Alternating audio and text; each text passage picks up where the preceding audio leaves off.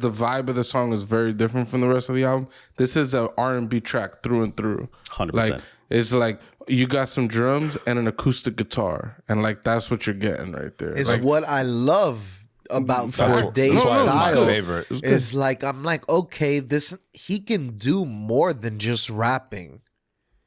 It's Yeah, very too much impressive. It was like, yo, here's an R&B track, and then they're fucking throwing all this snare in there. I bet it was because of Dirk. Get him off the track, get the snare off the track.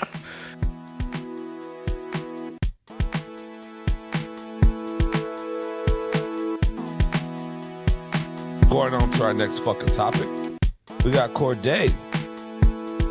Fucking, I don't know if you guys have ever heard of him, but this guy is a rapper from he was born in North Carolina, moved to Maryland. He was known as YBN Cordae, dropped that name, and just became Cordae. He dropped his second album, which is his sophomore album, which we're going to be talking about here right now, Bird's Eye View. Yo, the best thing he ever did was drop the YBN the Cordae shit. was that collective not good? Because they were like a rap collective. They were a They rap didn't- collective, yeah. They They did didn't own it. He says it on one of these songs, which is cool because he like lets people know like why he dropped the YBN name. He didn't own that shit. Someone else owned it. He was not into that. Smart. So this is his sophomore album. His first one was The Lost Boy, which dropped in 2018, I believe. No, 2019, sorry. The guy is very talented, down to earth. I've seen a couple of his interviews and stuff like that.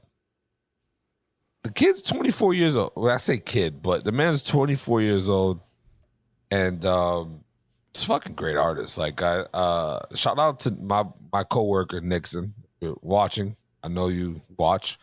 He put me onto this album, Bird's Eye View. I listened to it, and I threw it in the chat. I threw it in the chat for all you guys to listen to it. But yeah, man, 24 years old, dropped his album, Bird's Eye View. We all listened to it here on the pod. And the man's good. The man's fire. The man said he gets inspiration from Nas, Big L. He does Jay-Z. a lot of name dropping in this episode, in this album. There's a lot of name dropping. Yeah, bro, the man on Yo Gotti.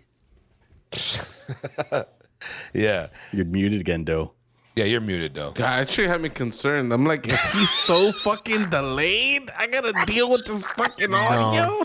No, I was not feeling that Yo Gotti shout out after You Young wasn't Dolph's feeling it. death. No, bro, not after Young Dolph's death. You always want to What do you attach mean, man? What that do shit you with mean? that, Tony, man. you're literally doing the fucking longest intro All right, of all I'm time. sorry. All I'm right. just giving props. Let's just quick.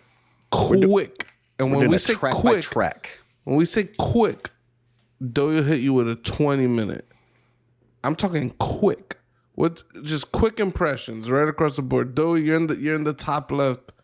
Go, Doe. What's Hit your me, quick hit me, impressions hit me, of hit me. the album? All Before right. we go track by track, I just want to hear quick impressions. Quick impressions of the album? Solid offering. Very solid offering. I enjoyed what I heard for the majority of it. Mostly liked what I heard until Eminem started playing into my ear, and then I severely did not like what I was hearing. Guy's a piece of shit. All right, Tony. Fantastic album. Great body of work. He's definitely, he doesn't follow nobody. He follows his own path. He's inspired by many artists, but he takes their blueprint and makes it his own. I think he did a great job with this album. I actually agree with that. I heard several Mateo? different inspirational. I heard several different artists within one artist. Sorry. I liked it. His choruses are fucking catchy, man. His choruses get stuck in your head. And his instrumentals are great. Like there's so much like of the music that backs him that I was like, man, that's just good. That shit just sounds really damn good. There's a handful that I'm like, but I enjoyed it. Yeah, pretty much every single track, I wrote down something about the beat. Yep. So my overall impression was, kid is good, very versatile rapper. He shows it throughout the tracks, like how he could rap in different styles, make different styles of songs. I thought that was cool. There's pretty much there's no beat that I hated on the album. So I feel like overall the production helped him a lot. I think Champagne Glasses, I didn't like that one as much. The beat and like the instrumentals back in it. Yeah, maybe I don't know what I wrote about it. I'm gonna glance, but it could use less snare. Overall, the album itself, there was the tracks that use snare drums. They were powerful. I'm not a fan of the snares. That's actually what I liked about the album, is that like it is a hip hop album with a lot of youthful sounds, which is like leaning towards the trap era. But I liked that it had a hip hop foundation, a very boom bap foundation. Yeah, no. I didn't mind the tracks that had snares. It was like some of it was getting a little bit into like, all right, we're fucking entering a drum line now. Like, and it was like, all right, I don't know. And then I felt like the pacing of the album was not good. Like, I thought it was weird that the first half of the album was like, you're listening to this kid and it's good and all this stuff. And then the second half is like almost all features. And I feel like if you spread the features out a little bit more, you'd hear a little feature here, and then you'd like, oh, okay, this is the guy I'm listening. And then it'd be like a nice mix. I enjoyed the first half of the album way more than the second half of the album. I've got a similar thought, and I've got a track where I made a note. I was like, this feels out of track. This or out of place. This track is not at the proper spot on this album. But we could do our track by track breakdown. Or did you give your impression, Tony? Track placement in an album is extremely important. The way that tracks are set up, once again, agreeing with you guys, my apex came, which I like to speak of a lot, like where the album is like, it caught my attention. And then like from there on, it kind of like faded out. So I agree with you guys that the apex for me came very early in the album. I could tell you. For me, it was right at the halfway mark. So for me, it started with 3 and it stopped at 11, where Champagne Glasses is at, and then it picked back up again. All right. So quick. We're doing track by track, right? Yeah. We're gonna go track by track. So the intro starts off with a little background real quick. The intro starts off with his boy Simba in prison. Shiloh? Yeah, Shiloh's intro. That starts off with Simba. Simba, his brother, is in prison, and he's the one speaking, and it leads into the second track. He did that because I think Shiloh's in prison. His friend Shiloh's in prison. It's called, his name is Simba. That's what it was said. Right. You don't think the song is called Shiloh's intro because it's Shiloh?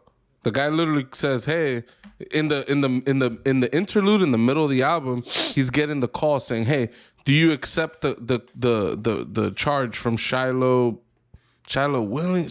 Shiloh something." It's the guy's actual name. Like the dude is in jail. Like maybe Sim's a nickname or something. I didn't even know that. I was quick interlude. Yeah, I was cycling today, listening to the album, and somebody in their car was like looking around trying to figure out where that shit was coming from. Did Doey just glitch like a horror movie for y'all? He was like on one side of the camera and he just flipped over to the other side immediately. So with the crazy hands. I looked at my notes real quick, and Shiloh Young, his AKA name is Simba. Okay, all right, just to verify. So that way, I think it's his friend, not his brother. He calls him his brother. It's his friend, but he calls it his brother.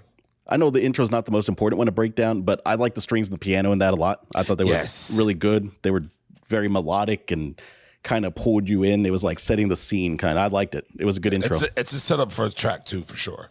Go ahead, Pooch. What did you take from that? I didn't like the intro at all. No, but it was sorry. There's the intro that's just the dude doing the freestyle from jail.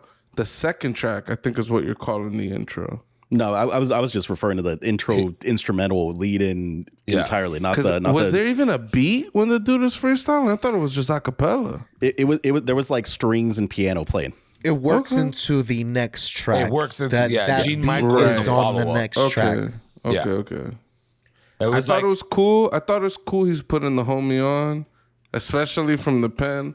Right, dude is in jail. He's putting his homie on. It's just very respectable. I wasn't a fan of the bars. I thought it was cool. The first time he held the 9 was when he was 9 years old. I was like, yeah, that's a cool line. But yeah, I wasn't a fan. I'm not into the flow itself jail. wasn't great. I'm not into jail cell calls. what do you want? What do you want? The that fucking shit- studio quality? Like it's No, jail. I would we're rather listening them to a not. fucking album, Yeah, yeah. that shit is terrible. I find would it- be find it honest. authentic. Okay, second track. John Michelle. Gene Michael. Let me start off Gene real Michael. quick. Let me start it's off real quick. Jean-Michel. Jean-Michel, I think it's. I Gene think is a Michael. good way to start off the album. I think he does a very good amount of lyricism, and there is like a very nice beat behind it, and I think it's a great way to set off the album. I think His lyricism is what stood out to me. There's a thing that this reference he makes. It says like 10,000 hours penmanship well perfected. I'd like that. I don't know why that stuck out to me, but I like that a lot. Yeah. That No. reference Yeah. to 10,000 hours is how long it takes you to master something. Yeah, that's what they say, right? 10,000 hours. And then he said, "I'm just trying to get my point across." Like those two, like that. That was like, damn, that's bars. I fucks with that. Like He's that's got what some I did clever. remember. He's got some clever turns of phrase, man. He's good at that shit. Yeah. Tony, What about- since Dory ran off? So from that, the beat got me. Just that first sound of it, I was like, "Oh shit, okay." Now I'm bobbing with this shit. You know what I mean? Like I'm like, damn. Like I don't know what it was or how the fucking producer and all the engineering behind that first hit. As soon as it hit, I was zoned in. At that point, that was my apex beginning of the album right there. Bam! I was zoned in. I started paying attention to the lyrics and stuff. I even played it back before I got to track 3. I played it back just to revisit everything again because I was just so caught by the beat. Same. I wasn't cutting you off. You done? Oh yeah. Go ahead. No, my bad. I was just saying same. I also ran it back because I was like, wait a minute, what did I? Yeah. Go ahead, mother. No, I don't have any other notes on that one. I like the song. I thought his lyricism is fantastic, like Doey said. Like especially in this song, it was strong. Yeah. So He's a good storyteller. He's a fantastic storyteller. Yeah, the whole album it's like a concept album. He's just telling stories of his life, which is cool. I loved the so I play a little guitar, right? I'm a terrible musician. But it's sort of what I mostly pay attention to since I grew up listening to hip hop, then I started playing guitar, and now when I'm older, I listen to the music in music, right? Not just the lyricism and all of that. So it's kind of what I end up paying attention to. And this track reminded me of tracks off of like Reasonable Doubt and those old like 90s hip hop albums that had like very simple beats. Like this is like a kick drum and a piano, like, and it's just like, but it just has so much feeling. Like I don't know, I really enjoyed that. Aside from that, the lyricism was awesome. The bars was cool. There was one bar that bothered me a lot because I get stuck a lot on things. But he says, "Consider this a venomous haiku," and I'm like, "Wait, where's the haiku in this?" And like I spent a lot of time analyzing this. There's no fucking haiku there. Very disappointing. Okay, or maybe I'm too dumb and whatever. So that bothered me. What I really liked, right? In college, I was an art major. Okay, before I became an engineer, I was an art major. So Jean-Michel, dude, he's an 80s artist, right? Kind of popular. He's cool. Andy Warhol, shit like that. I love the fact that he named this song that because it's like when people think hip hop, they think the boom bap shit, and this is like a boom bap track. And he's trying to say, look, this is the art of hip hop. Like, and I named the song after an artist. So he's like showing like I could do this artist shit. Huh. And then I the like very that. next track, not to give you spoilers, but the next track, Super, is like he's doing the most rawest kind of down south shit. So he's saying, look, I'm giving you the pure art form of hip hop, and I'm also giving you the raw, the raw dog hip hop. Like I could do it all type of shit. And I thought that right off the bat as an album opener was just really cool. I really enjoyed that a lot. But Doey's must be taking a shit now. So all right. So Next track. Track 3. I got a note What was here. this one called? Super? It's called Super.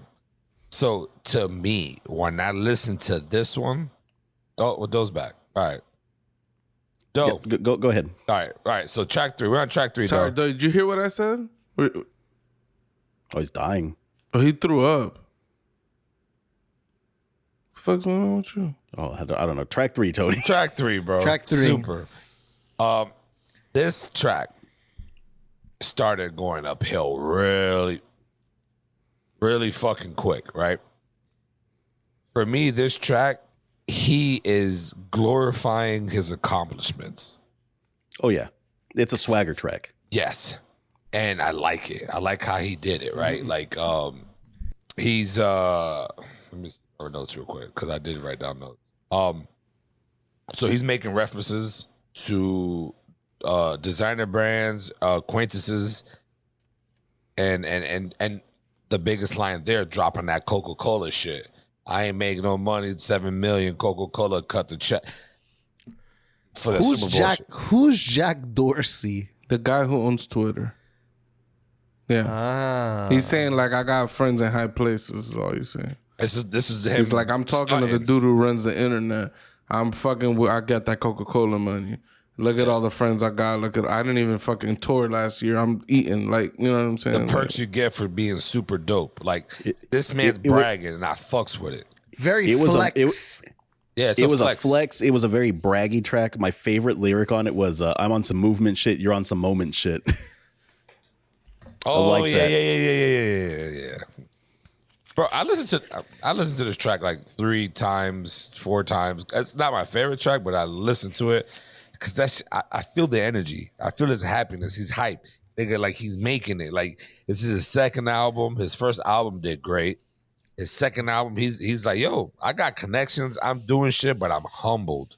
But I'm gonna flaunt a little bit for y'all. Like I feel like I don't think there's any humble in there, honestly. Like there's a lot of braggy tracks on this and flexing tracks, which is fine. The dude's doing numbers. Like he says that in one of his songs. He's like, I'm doing numbers. No, like this one, I mean, he's flexing, right? But he's an actual humble ass dude, bro. Like the man ain't really like that. But I'm sure that he might be. I did not get any bit of the humbleness from the album. Pure. No, this track is pure flex. Like just like he's talking his shit. He's just really in his bag, and he's trying. This also sounds like one of the more media side songs. Like this is something that could be pushed out as a single. And to go back to Doe's point, and I think it was the beginning of verse 2. The beginning of verse 2 where he says, this is why I drop MLYMB or whatever, because I ain't on that shit. That's the comment that Doe made earlier, and that's where he dropped it on this song, which to me was another major flex. And I don't know, I fucks with this part. The part 2 or track 3 is fire. I fucks with it. Mateo, what do you think about it? So the lyrics are solid. There's a handful of tracks where I wrote down some lyrics. This is one of the ones, that movement shit. Like I like that. That stuck out. It's a flex track. It's swagger. It's good though. Yeah. For me, not my favorite song on the album because I'm not a big fan of the swagger, of the show off, of the name drops, of the money talks. To me, it's a cool song to vibe to, but for me, there's not a lot of substance there. Besides the fact that, you know, if even half of the shit he's talking about is true, then it's cool. He's done some accomplishments in life, but it's not my type of song. But also, though, just to repeat, I don't know if you heard what I said, though. The previous track, I thought it was cool because it was named after an artist, and it sounded like he's trying to show you the art of hip hop, followed by this song, Super, which is just some raw, like, I'm going to just talk shit and talk about my money and I'm flexing. And it was just like, to me, that's why I enjoyed this song a lot, because it was like, this is how versatile I am. And No, I didn't catch that. No. that's what I enjoyed a lot about this track. But overall, not the substance of the song, not for me. Next track, Tony. All right, so next Hold track. on, I didn't get to say mine. Oh wait, did I say mine? You I think I literally did. did. Yeah, you I did, you Okay, did. sorry. So, so track number 4, Mama's Hood. It's a sad story. Yeah, it goes a little dark, but I fucks with it because he's like putting his heart on his sleeve type shit for me. Another one, when I heard that beat hit, I was like, okay, I already felt the mood shift. The mood has shifted right now. Right now, this takes me to Kendrick's fucking Kendrick's album. What was it? Pimp My Butterfly or whatever. This is the kind of vibe I got. And once again, he idolizes, not idolizes, but Kendrick's another one of his big inspirations as well. I caught that fucking West Coast Kendrick vibe off this fucking track. And Absolutely. I fucked with it. That shit, literally, I was like, damn. The bars was fantastic. The man's got bars. But yeah, that's what I felt from it. This whole album feels like a mix of all my favorite rappers. Like, especially with that one, I felt Kendrick, but more so, I felt like he had listened to XV at some point. Or like XV is writing for him. Because he has like the bar structure of a lot of XV songs. This song in particular it's one of my favorites on the album. I think it's one of the best songs on the album. Because it has like a story behind it, because it's very potent in the lyrics, heavy-handed side, and it just, for me, is where this is like one of the best songs on the album, if you ask me. And I would like to say real quick, and Pucho could probably correct me if I'm wrong, but I feel like Pucho would feel this track, especially because of how he referenced to college.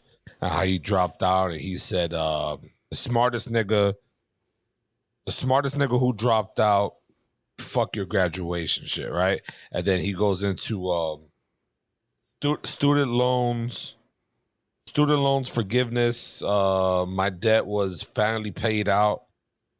I'll read it. I'm gonna quote right. Appreciate the shit. I appreciate this shit because the gutter I came straight out. Like, and that to me, I think like maybe Pucho might like this more track because it kind of correlates with him, like how he was, poor, fucking going to college and, stressing and working jobs and trying to do shit. You know what I'm saying? So like, I feel like maybe this track Pucho might like more. I could be wrong. It's also a double entendre because he's talking about like how money, like the appreciation of not the act of to appreciate something, but like how money appreciates, like with interest and loans and shit like that. So it's kind of like the double entendre there. The song was cool. I really liked the it's like synths and guitars, which is, again, it's a lot of what I look for is the music, and I really like the production. I think front to back, there's not a lot of complaints. Yeah. The bars themselves, some of it was cool, some of it was more like a little like substance-less sometimes. I thought the dedication was really cool too. Yeah. Yeah, I don't know. That shit is always sad when you got somebody like that's the only part of the album that I thought was like a little humble. Like he gave props to his friends. He's like, yo, he was the first dude out here that was like making money. You know what I'm saying? And for hood dudes, that's always difficult. Like whoever's making money is basically the status symbol. They're the better man. So I don't know. I thought that was cool. But. Yeah, it was a raw track. It was. I appreciated that about it. Actually, it actually is not my favorite lyrically on the entire album, but it was nice and raw, and I appreciated that. It has a lot of meaning behind it, which I appreciated as well. Next track. Track number 5. And Want this from me. Yeah, Want for Me. And this one kind of hit. I like, I'm not rich, but like I can really like connect with this one because it's like almost a Biggie vibe, right? More money, more problems. And this is and because of this one's really about, or what I got from it, it's like how money changes friendship or relationships. And he talked about his girl and shit, like and like what he hasn't done enough for, or he's trying to do, like what can he do to do enough for her? You know what I mean? So I feel like that's, it kind of felt like both. Like it kind of felt like I'm almost like I do so much for you, and what more do you want from me? Kind of vibes too, right? yeah, it's like how pretty much how money changes your friendship with people. That's what I got from it. This is the track that I thought was severely out of place. I think that like Mama's Hood leading into this track could have been somewhere else on the album. Yes. I feel like the song could have not been on the album. I also agree. Really? It's such a different tonal shift and change. It sounds like a 70s song. I was going to say the instrumentals in it sounded so old school. It sounded very old school. Although I like what he's trying to show us. He's trying to show us that he has this like R&B side to him. Because I see a lot of that on this album is showcasing what's ahead. There's one song where he's singing, and it's right. like, I was gonna say this isn't the R&B track. He does the R&B track. Chronicles is the R&B track. Yeah. So like, I don't know. I To think, me, this was like a mid 2000s, early 2000s, like hip hop love song. It's like the vibe. If it like, it reminded me of like Jigga's Song Cry. It reminded me of some of like them Ja Rule tracks. chorus heavy hip hop. Just like very like the chorus pieces are the main pieces is what it felt The chorus like. played a lot on the song, and it was like, And If that's you not liked to it, say, go ahead. yeah, right. That's not to say anything like good or bad or whatever. It's just, and not even saying the song is a love song. There's love aspects of the song, but it just reminded me of the love songs of that like the post 90s era of hip hop. But that's really all I gotta say about the track. I didn't really feel any kind of way. It felt like tonally it didn't really fit. Like I could have done without the song on the whole album personally, but or put it on this too. I don't gotta listen to it. Would have been a 37-minute album then. I do want to say for the there's two verses that I've written down that I didn't quite understand. Well, one I did, the other one that I didn't understand. One of them I felt like it was pretty cool, which was "You Be the Judge." Ain't no Uncle Phil without Aunt Viv, and then sometimes I That's feel love like shit, right? yeah. And sometimes I feel like Russell Wilson, but other days I feel like Rick James. I don't really get that one. That was one of the Russ verses. Wilson Like married Sierra and like- is a committed relationship, Okay. and Rick James openly had sex with all sorts of people. All right. Everyone. Rick James picked tits at the Studio 54. Like, yeah. All right. Now I get it. He said it's a love shit. He's talking about like some days he's committed, some days he's doing his dirt. Next one. Sorry. Today featuring Gunner, track number 6. All right, real quick. I really like the song. I hate when they do the thing where the previous song has the lead into this song. I like the intro to the song. I don't like that it's at the end of the previous song. I thought that's whack. I put it in the beginning of the track I want to listen to. Like, You want it all in one.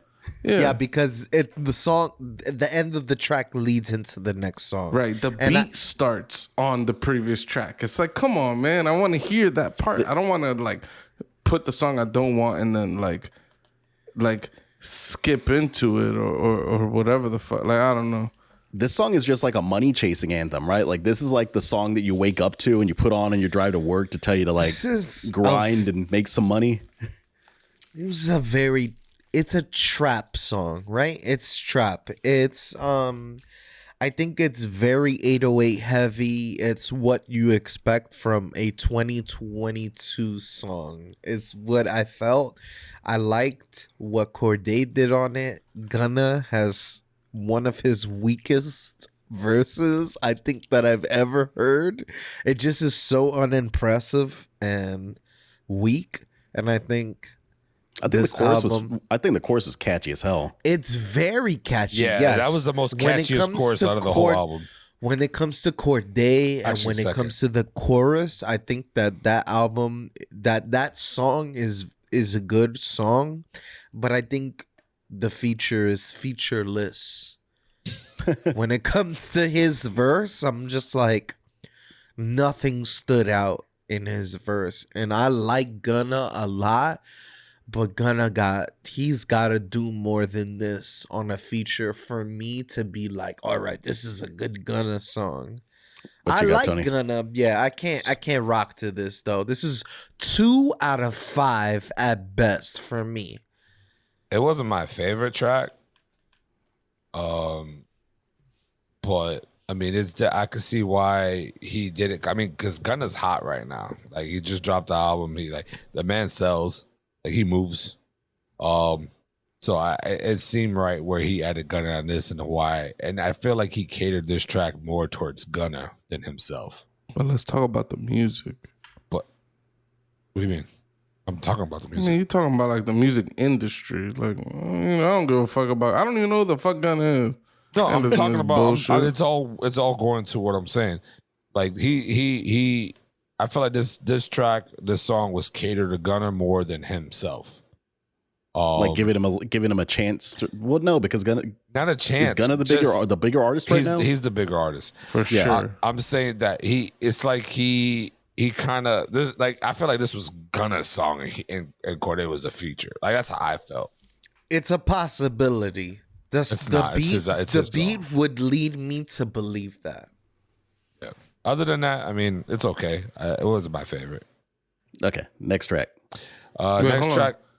Sorry, I only said one bit. I really like the song. I did not like the Gunna feature. I felt like he had too much autotune. And he didn't really say much. I was like, whatever. Pretty forgettable. I don't feel like this is a Gunna song though. Like I feel like I like Cordae's bars. The chorus was good. I like that he sang on this song too, right? I don't think he did. I don't think so. Man, I'm pretty sure he sang the chorus. I might be tripping, but I really enjoyed the chorus is a little bit more singy than it's rappy, I think, if I'm remembering it correctly. Because I remember the singing was harmonizing with the beat in a cool way, and I was like, oh, that musically that sounds cool. Like I really like the vibe of this. The hook. I think they both were singing it together, and I think they did do sonically something very unique with that hook. I think Cordae was the only one doing it. I don't know. I heard a few times. There's a piece where Gunna starts singing it with him, but I think exactly. I think Cordae's singing the chorus, and I liked how he was harmonizing with the beat, and I like how the beat was a combination of like traditional instruments, like just some drums, guitars, pianos, mixed with like the trappy kind of beat. It sounded really cool to me. I was like, I never really like heard beats like this. It was like pretty unique. I would agree. All right. So next track is just Interlude. I have thoughts on this. All right, we can go quick. I got thoughts on this interlude. I ain't got no feels for it. So go ahead. I got a question for y'all. Why are rap skits a thing? It builds a story. I guess a story This shit has been around for so long in hip hop. Why is it a thing? Because they're always goofy and kind of cringy and just not that great. Look at the old Eminem albums with his stupid skits where he's like murdering his lawyer and like shooting up places and whatnot. It's such a weird thing that the hip hop industry does. it builds a story. Like Kendrick Lamar or his skits made that album even better. Like I would say, you know what I mean? It's just depends on the album. Some people know how to use skits properly, and it's just fucking right on. You know what I mean? But it's right on. Like it's like right on point. Like it's just fucking solid. But like this one, I don't know where this. I don't know. I think skits have been taken in different directions in the past, whether it be good or bad. MJG had a really good one. Where it was two New York guys in Memphis and like some shit started popping off. And then the two New York guys are like, hey, yo, son, what's going on, son? There's a really popular place in Memphis called Orange Mound.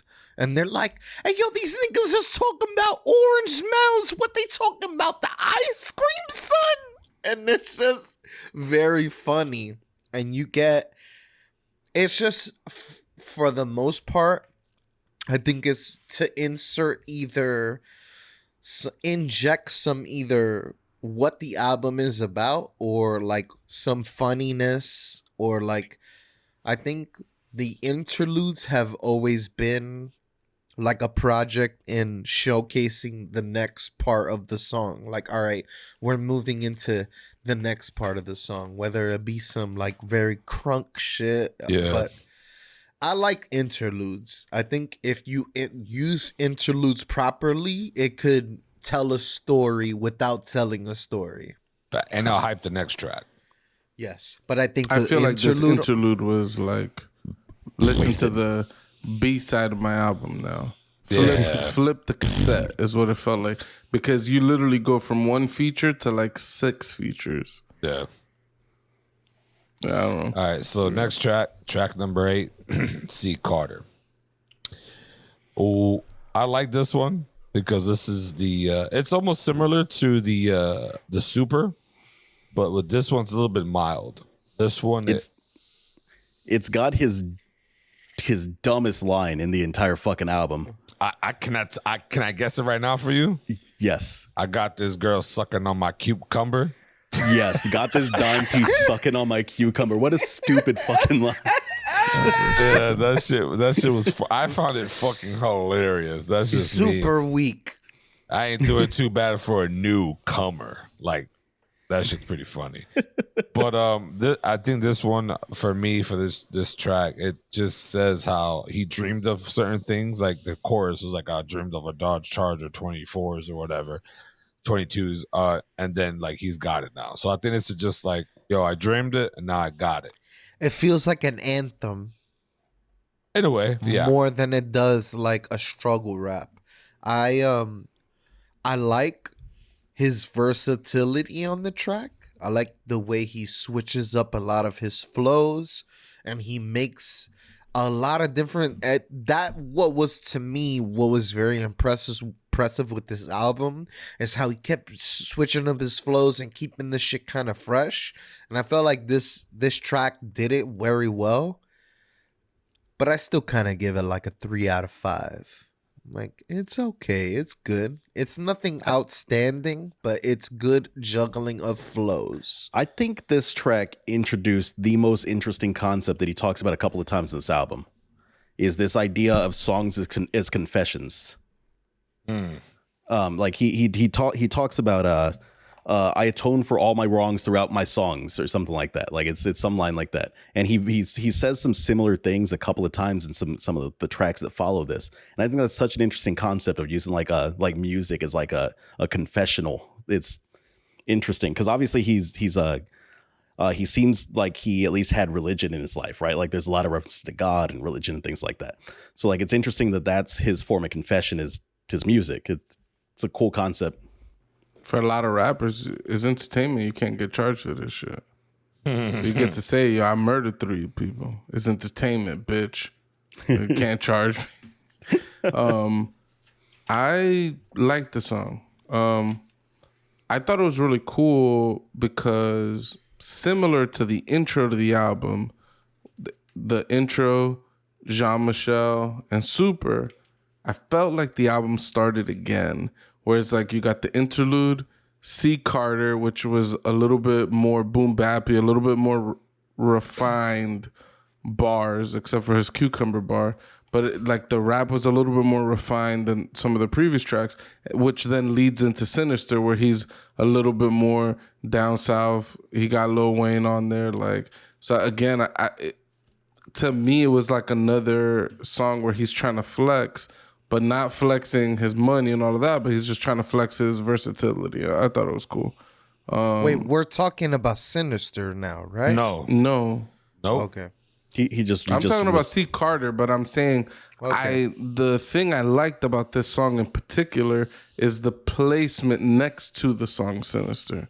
Yes. And its relation to the interlude, which reminds me of the intro to the album. Like the intro, Jean-Michel and Super, I feel like is like mirrored again here with the interlude, this song and Sinister. I feel like there's like a relationship there that, you know, where he decided to put the interlude kind of like a, here's your break, let's start again, is like, here, we're starting my album all over again. I don't know, that's the vibe I got. But it's almost like a consequence of how much he like, how many different like rhythms and beats and instrumentals that he fucks around with. It's almost like he has to have these restarts to the album throughout it.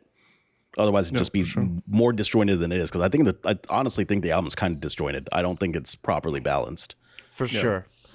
So also a funny bit is Tony saying how unique he is, how he doesn't follow anybody. I feel completely opposite. I feel like in every single song, maybe biting isn't the right word. it's But not a bite. he borrows so much from everybody that came before him. Absolutely. He's like a cool combination of everybody, so to speak. And like that's cool. I just wouldn't call that unique. Like I feel like he's following everybody. Well, you he's know not what I mean? following. The dude is 24, right? Like, Yeah. very like, young. he grew up 20 years after hip hop started, right? He And keeps I mean, he made letting his you know bones it. making. He made his bones making remixes and remixes of old songs, like you know, studying other people's styles. You know, But that's he what I'm. constantly lets you know that on the album. He says where he was when Chief Keef released his album. He tells you where he was on several different tracks, like where he was when these songs released. And that was cool to me when he said those things. I was like, okay, cool. He's that many years older from me. But honestly, that's a good point. Like those name drops, they might be a little bit more humble than I thought they were. Some of them are braggy name drops, right? But some of them are just like, they're just straight up shout outs. They're giving props, like that we talked about in one of our previous episodes. So to clarify, like, I think that when I say he's unique with it, it's because he's taking bits and pieces of all these influences that he's gotten over all these rappers. Kendrick, XV is the biggest one for me. I keep hearing XV in this guy's bars. I'm like, why does this guy sound like he's channeling XV? But for me, I was like, I heard a lot of Kendrick. I heard a lot of XV. I heard a lot of J. Cole. Just So like let me channel without the I cuts. forgot that you made the XV comparison. I want to go back and listen and like kind of try to put my ear to that sound. So he went through, he's got a little bit of all these influences in here, and what he does is he's taking all the best pieces of them and kind of molding it for him. yes. Like, yeah, it can sound like it's a bite, but it's, when I say unique, it's because he doesn't sound like any one of them single-handedly. You know what I mean? He sounds like a little bit of all of them, but in his own way. Like, yes. and that's He what put I mean. his own spin on those artists. Yeah. Yes. Like that's what I mean by unique. Like he took blueprints and he was like, all right, I got my map. I'm gonna run with it how I want. I mean, to. that's kind of what like levels you up as an artist, right? Because like anybody that plays guitar, right? They can buy a tab book, they can buy a chord book, and you can play a cover of a song, right? The trick is to turn that cover into something new. Like it's take these pieces and make a new thing with it. Otherwise, why the fuck would anyone want to listen to you just singing the same goddamn song someone else is already? We're speaking about Sinister right now. Now we're gonna go into Sinister. So Sinister, we're in between. Oh yeah, go ahead, Doy. What's your Sinister impression? Sinister apex, second apex of the album. I was like, what the fuck? Yeah, because it's the next boom bop.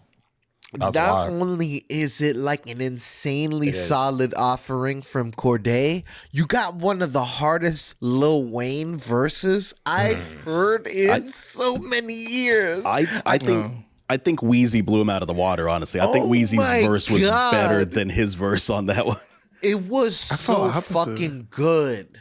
You didn't like the Wheezy verse? No, I didn't dislike it. I thought Cordae's verse was better. And I was like, while the Wayne verse was good, and to Doe's point, it's better than what he's done for a while, I felt like compared to his old shit, I was like, this is nothing to write home about. This is like Wayne just like, I'm gonna hop on a track and just make something good because I just could rap on anything at any time type of shit. I don't listen to a lot of Lil Wayne, so maybe I'm like out of it. I mean, I've seen him live. I've been to a Lil Wayne concert, but I don't listen to a lot of him. But I thought it was one of his better verses that I've ever heard. Like I thought it was good. What's Wayne's first name? Lil. Carter, isn't it? His name is Carter. That was another thought I had. It was the previous song was C. Carter. Coach I didn't Carter. remember Lil Wayne's Coach name. Carter, yeah. I think the C is intentional. I feel like there's a missing meaning for me in that song. That's what I'm looking for. I don't think the name of the song is Coach Carter. I thought the chorus was weak on Sinister. That was my complaint about the song. I didn't like the chorus very much. The verses were hard. But this album does this thing where it adds live instruments. Yo, the bass guitar on Sinister, ill. I was like, yo, whoever's working this bass guitar is killing this shit. And I think this album blended very well. Even going through, you're gonna go through a Hit Boy track. Hit Boy, knock this shit out the water. Let's move to the next track. So Chronicles. Hold on, though. Slow it down. Tony didn't say his thoughts. Yeah, you're fucking moving. I do like this. Not as much though. Lil Wayne did kill it. Cordae, I think, killed it a little bit better. But it's Lil Wayne, and I think since the last shit that he dropped, this is better than some of the last little things he dropped unfeatured on. And that's all. So going on to the next track, which is definitely my favorite track of the whole album. This is number one for me. Chronicles. And I like it more because this is more romantic type vibe. Like, and what I mean by that, like, it influences a lot of soul. It's like I feel when I heard, and maybe because it's her, maybe because hers on there, it's singing. But well, this man always, I don't know why his face just destroys me every time I talk. But yeah. I was just thinking about how your audio is cutting out right now on Discord and how much shit you were talking to me about how my audio cuts out. My audio is cutting out. Do you guys hear that? I was like shaking my head. Do you guys hear the audio cutting out? Verify. I think it cut out a little bit. I couldn't really tell too much. It's not cutting out for me. Thank you, though. I can depend on one of you. I got your back. I got your butthole. Dude, Cordae has some fucking pipes, dude. Yo. He wasn't singing. He wasn't singing with autotune, right? The other dude that was singing had crazy autotune going on. Dirk, and he was weak. Dirk, yeah, he was the weakest part of the album, but he was very good. He's very influential. It's a good track for him to be on. I didn't think he was good at all. I hated every single time that he was speaking or singing. But Cordae's got some pipes, man. His singing was fantastic. And the addition of her, very good. What I felt like, I guess, Dirk was like an afterthought. Like Dirk came on after the whole track had been completed already and like threw his verse on there. And for me, Dirk was like an afterthought of like the track. For me, it felt like you could have gone without his verse and been completely fine. Yeah, cut it off the album. I think it was a nice little touch. It was very subtle. I don't think it was that bad. I didn't. But to be honest, too, though, I feel like her took over this fucking track. She's got a verse. She's Definitely on her own. the She's on her own highlight. chorus. Like she's and Definitely, yes. also, this is the 4th time that he's done music with her. Done it on Lost Boy and on what? I wasn't aware that her existed before this. I need to check out more of her stuff. Her voice is fantastic. God. Very, extremely bro, good you artist. gotta go listen. Yeah. Does she play her own music by any chance? Yes, she has her own albums. Sorry. Her is a like very Alicia big. Keys, you know how Alicia she plays Keys her pianos, plays her own- guitars. Like, does she I don't play know. her own music as well? I don't know. Oh, I was just curious because the vibe of the song is very different from the rest of the album. This is an R&B track through and through. 100%. Like, it's like you got some drums and an acoustic guitar, and like that's what you're getting right there. It's like, what I love about That's Cordae's why it's my style. favorite. Is like I'm like, okay, he can do more than just rapping. It's Yeah, very too much impressive. It was like, yo, here's an R&B track, and then they're fucking throwing all this snare in there. I bet it was because of Dirk. Get him off the track, get the snare off the track. Like, it was, that shit is like some like they were ready to go to the drum line with that shit. Like, All right, so track number 11, which was the most crazy track for me, because you got Stevie fucking Wonder, Freddie. First off, you got these 3 guys. Cordae, what happened? What's his face? now I just want to bother you now. Oh So I my was just God. making faces random.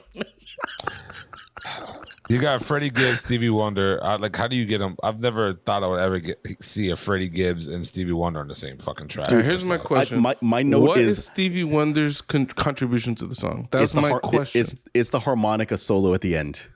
That's seriously Okay, all it is. That's all Right. it is. Yeah. Because I was like, is that what the Stevie Wonder hears? Is that him playing that at the end? That was my question. I was like, what is his contribution to the song?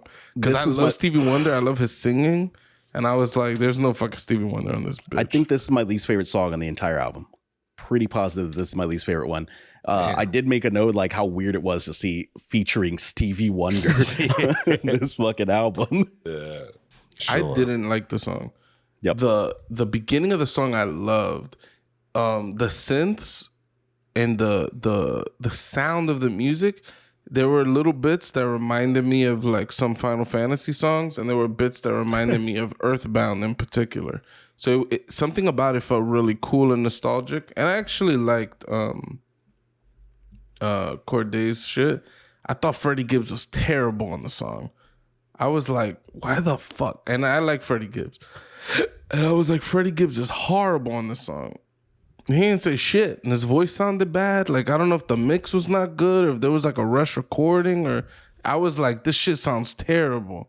And then I was waiting for Stevie Wonder, and all I got was the harmonica. I was like, that also added to me not liking the song. But Yeah. So like for me, I like the beat of the song. Very ethereal, spacey. some would say ghostly. The crystal Ghostly synths. crystal synths. Very spacey synths, arpeggios, things of that nature. Freddie Gibbs verse, 3 out of 5. Not one of his best verses that I've ever heard. He did some triple flows at the end of his verse, which kind of sounded pretty good. But other than I that, like it. it's like 3 out of 5. So next track, which is my second favorite, Westlake High. And let me tell you what. Oh, Yo, Gotti, shout out. No. That shit was the lame. first two lines in his fucking verse, right? If only Father Time had patience like Mother Nature. If only I was wiser when I first discovered paper. That right there was fucking nice. That like bar, that. I like that bar because he's talking about money, right? You know what I mean? Like, if I was wiser with my money when I first discovered getting the money. Like, this might be his best storytelling song on the entire album. Mama's Hood would be maybe the other contender for that. Yeah. And this is another one where he makes that reference to songs as confession. Like there's a reference to that in the song. I think that's so interesting. I think it's such an interesting concept that he like tosses in there. Is this the only song on the album that has a sample like that? No, there's another one that has a sample. Sample on this album is beautiful. On the song, you mean? On this track. song. Yes, on this track. It's the only sample I remember.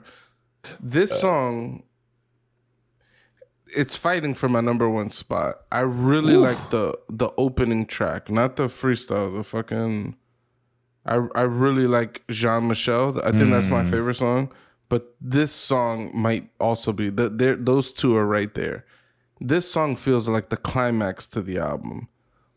It feels the album should have ended here. I wrote on my notes, this is the straight up outro track. This should have been the last track on the fucking album. Yep. It is an outro. That's really my note is feels like a climax. Would have been a nice ending to an album. Too bad for the B-side. No, this is song, the outro. yeah. This is the outro. No, there's two more songs. I know, but Yeah, this but is that's the outro too. That's disc 2, a theoretical No, disc no. 2. No, Parables is the last song on the first disc. No, not from No, my Parables knowledge. is It the says first song on the second disc disc. two. This Is it is the first one on the ending. second? Okay. Yeah. So this That's is why I wrote too bad for the B-side. There's no Yeah. B-sides with discs, but it's like, oh, pop in disc too.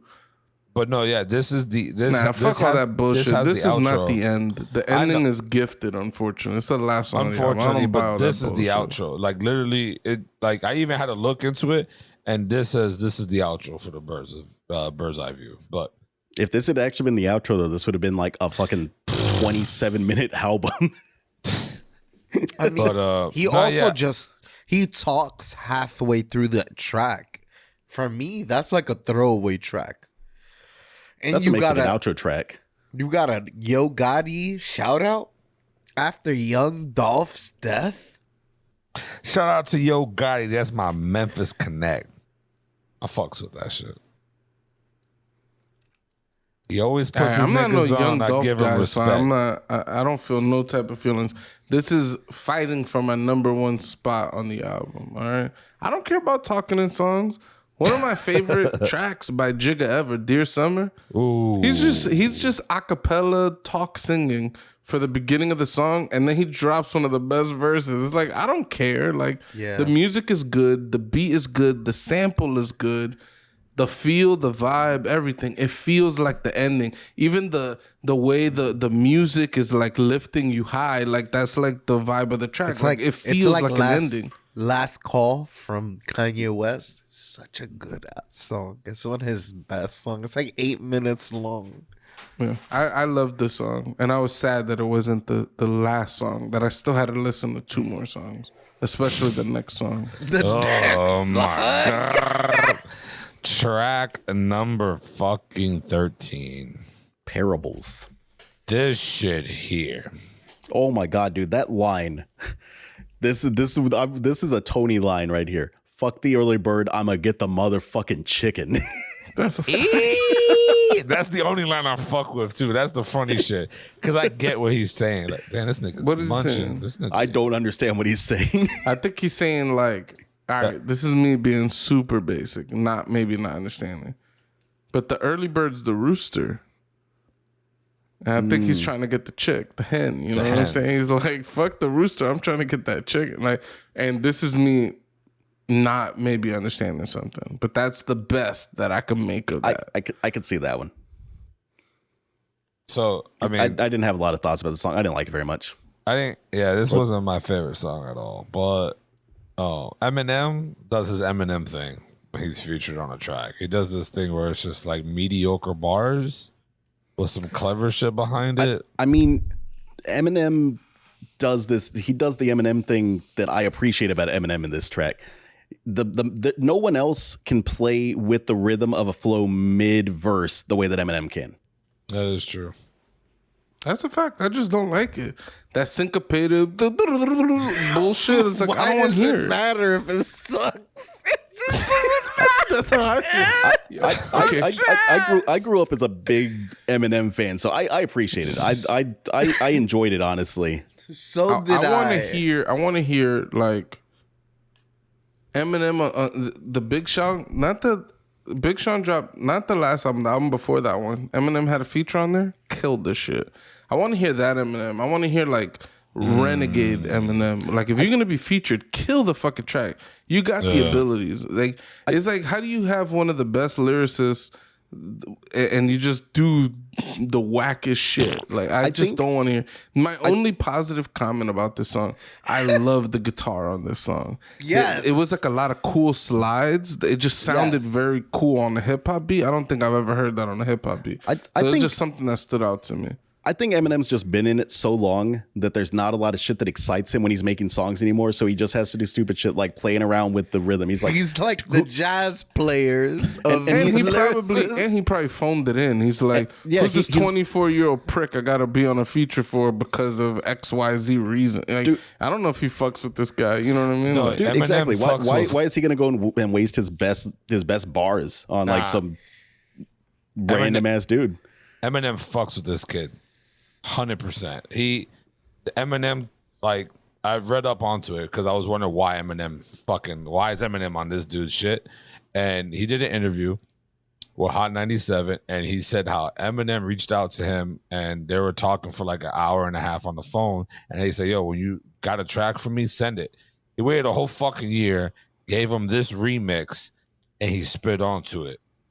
And apparently these, like, Eminem gives this nigga props. Like, yo, like, he respects him as an artist and everything. Like, one of the fewer things that Eminem really don't fuck with a lot of artists nowadays, but apparently he fucks with Cordae. And I mean, I don't really like the song that much, but I enjoyed Eminem on this particular track. I thought that Cordae was weak on this one, so I think that Eminem actually had the better verse than him. Ooh, I'm on the other end. I thought Cordae had a strong 2 verses before Eminem came in with his word vomit.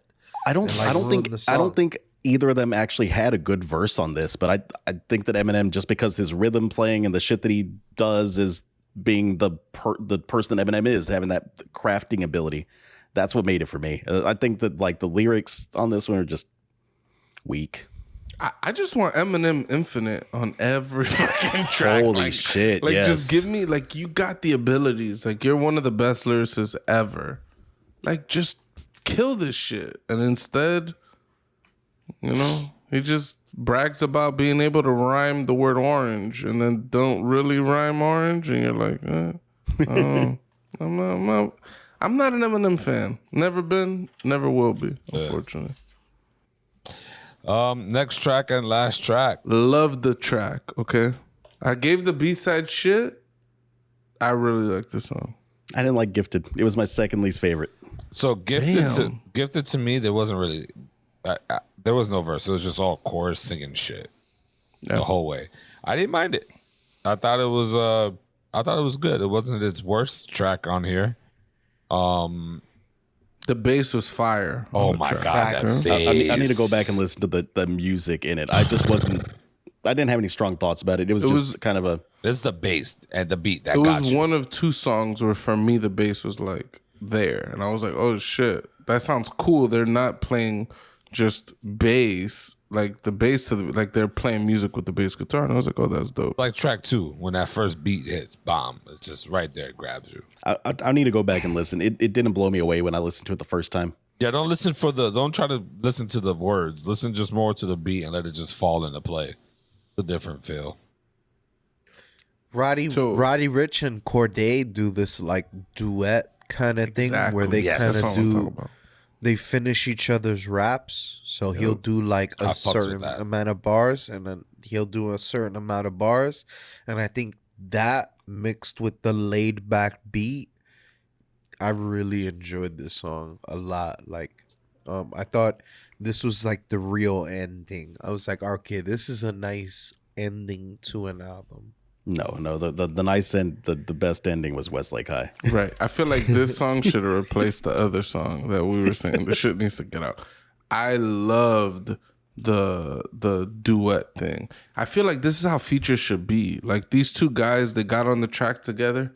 and they made a better song together. Like, and I don't know, I really enjoyed that. This is the only feature I like on the whole album, aside from Her was cool, but I don't think that it was. Her wasn't. I don't know. For me, Her was just like adding to like the feel and the ambiance of the song, and not really like delivering a piece of song. You know what I'm saying? I think that Dave gave us a peek into how these features work, where it's just like a dude drops by the studio one day and drops some shit and then he leaves. And it's not actually a collaborative effort. It's just, I'm here. I'm going to do my thing. I'm going to fucking book. The only collaborative thing in the entire season of Dave was the shit he did with Gata at the end. Everything else is just a featuring, right? Right. And this feels like they collaborated. Like they sat down and they wrote some shit together. I also like Roddy Ricch, so maybe I'm a little bit biased on the track, but this is actually up there. It's interesting. Mateo says his second least favorite song. I think this might be my third or fourth favorite song on the album, because it was interesting. I like the bass guitar. I like the drums. I like the guitar. I like the fact that they were finishing each other's verses. They were singing the chorus together. I thought all of that shit was really cool, and it made for a pretty unique song across like the track list, like comparatively speaking. I need to go back and re-listen to it. Like I'll try to listen for what y'all are hearing and seeing if I can appreciate it a bit more. I listened to this shit literally like 5-6 times already, front to back. I just kept listening to it because it's like some of them I was like, damn, did I miss something? And plus I'm at work, so it's easier for me to listen to that shit. Yeah. I think I listened to this album like a good 4 times in the past. That's like, funny, because you were concerned you couldn't even do this. For so me. I did it. So I listened to it once this morning or something like that. Last night, this morning, I listened to it another time while I was riding to work. I listened to it on my break, and I listened to it on my way coming home. So about 4 times. Real quick to wrap it up. Out of 5, what do you guys give the album overall? I would give this first, me Doey, I'd give it a 3.5. I'd say that it's a decent offering. It's not extraordinary and it's not terrible, but I think it's a 3.5, which is like a good listen. I think you should give it a try if you haven't. If you've never listened to Cordae's albums, this is a good one to jump into. There's something for everyone. All right, Pooch. You keep stealing what I was going to say. I would give it a 4 out of 5, but really I'd give it a 1 out of 1. Go listen to this shit. Some people would say that me giving it a 1 out of 1 makes me not a hip hop fan. I can't wait for the comments. Nah, but in reality, I like it. I like it a lot. I thought it was really cool. Like Doey said, I think there's at least a track on this album for everybody. Maybe not for a country fan. Yeah, I don't know. I thought I like pretty much every single beat on the album. I thought the production was good across the board, and I'm actually a little bit bummed out that there's a couple producers on the album that are that got, you know, big names or whatever, and I'm like, I kind of preferred the fact that the heavy lifting is done by the more unknown producers. You should have just gave them the whole album, like, because the production was good across the board already. So it's like, do you need a Hit Boy on the fucking album producing a track? Like, I don't think so. Like, that was the only one he mentioned, which was a good track. It was a good track, and I'm not shitting on that. I'm saying, like, if you got unknown producers killing the fucking album, like, let them get them props. Like, you don't gotta put a Hit Boy in that shit, but maybe you do to make it more popping. You know what I'm saying? I don't know. There's a balance. I'm not a fucking, you know, I don't release music, so I don't know what that entails. But Mateo? I'm gonna go with 3.75. There's a hypothetical version of this album, though, where they moved the songs around a little bit and it was a little bit better paced, and it's a 4. Yes. That's fair. That is such a valid statement. I wish more people understood that song placement and like creating a apex, like creating an album that does this and like starts off, comes, and then ends is very important. And if you don't have that flow in an album, it's detrimental to the album. Yep. All right. So last but not least, I give this one a 3.8. Damn. Yeah. One upped me by 0.05. Why would you do a 5-point scale if you're gonna make it a 3.8? Might as well just give it like a full 20-point scale. Because I don't know what you guys are gonna give it. The only reason why is I could even give it a 6. I could say, let me round it off. I can give it a 4. The only reason I have an issue is because of the track placement. That's it. That's my only issue with it. Because of the what? The track placement. They could Right, have cut for you, right? Yeah. Yes. It might have. And when the episode comes out, everybody's gonna think I'm tripping because we're gonna have that high quality audio. There's gonna be no cuts. It's just Discord Damn, this being man a bitch. just cut. Because we're doing our local captures. They're going to be like, what the fuck is this? This dude down to the right, he can't hear and he doesn't like hip hop. What's wrong with him? Damn, everybody's Horrible. cutting. Everybody's cutting. But yeah, I think if you never listened to him before, this is a good album to go into. And then followed up by Lost Boy. That's also a great album. I think he's growing as an artist. I think the R&B tracks on this album show that he can do more than just rap. But I think he's getting a little too ahead of himself, creating these anthem songs. And I'm like, I kind of like you as the humble hip-hop rapper that we started off with. That's man. That's like dating Naomi, the tennis player. The tennis player. That I'm He like, dates her? yeah, he's with Nice. I was gonna say, the song was weird. There's some tracks on the album that only got like 50,000 plays or something, which tells you people aren't listening to the album. And the Roddy Ricch song got like 30 million plays. It's Roddy Ricch. So I'm like, there's and it might be the single, right? I don't follow this shit like that. I be on my Spotify shit, be recommending albums. I be on Reddit, people recommend albums, so I listen to it, but I don't really follow like oh, he dropped this single or this music video. Like I don't know, right?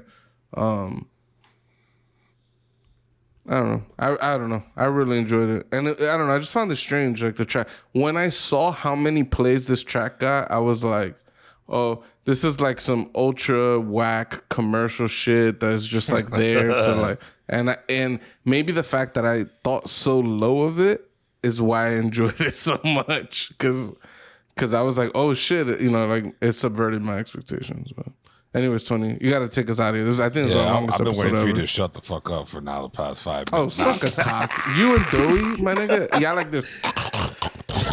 This Bro, nigga has the longest. you gave Cordae the guac 17,000 on the intro of this fucking I album. was just You trying to make killed sure all the everybody- minutes we had on this. I was just shit, trying right? to make sure You everybody killed- knows you who it was is. like, That's it. Yo, and Cordae, you know, he's from North Carolina, but he moved to Maryland. So, you know, he gets Listen, to rep. man. He gets to rep Yo, that too. I was okay? just making sure. I was giving And I'm like, information. nah, son. They criticize this for giving a life story, and now you're doing it. Nah, I was giving out information for people who don't know. That's it. Nah, that's cool. It's cool. I'm just Shout out to giving you shit. Cordae. Yo, if you want to drop a little like on here, Cordae, follow me, man. We out here. Follow up the one up. He wants 2 verified. 2 verifies for my shit, dog. Let's go.